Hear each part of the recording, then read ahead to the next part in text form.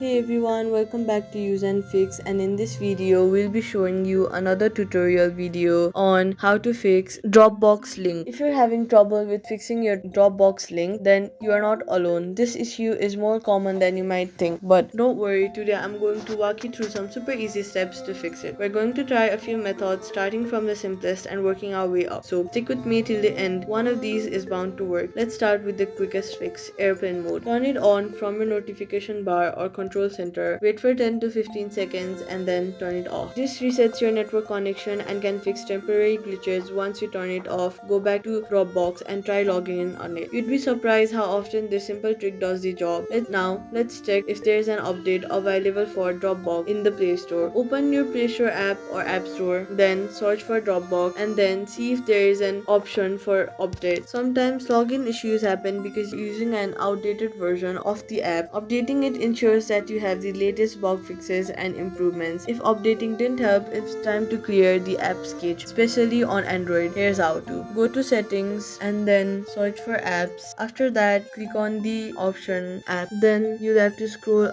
further down until you see Dropbox. Once you see Dropbox, click on it and then scroll a bit down and click on storage. Then you'll see the option of clear cache in the bottom right corner of your phone and then hit clear cache. This clears out old data that might be causing issues. If you're on iPhone, the closest solution is deleting and reinstalling the app, which we'll get to in a second. And if none of that helped, go ahead and delete the app Dropbox from your phone and reinstall it. This is the final fix that solves top-on login problems. And there you go. One of these methods should have helped you get back into your Dropbox account. If it did, let me know in the comments and give this video a thumbs up. And hey, if you like simple tech fixes like this, consider subscribing for more. Thank you so much for watching, and I'll see you in the next one.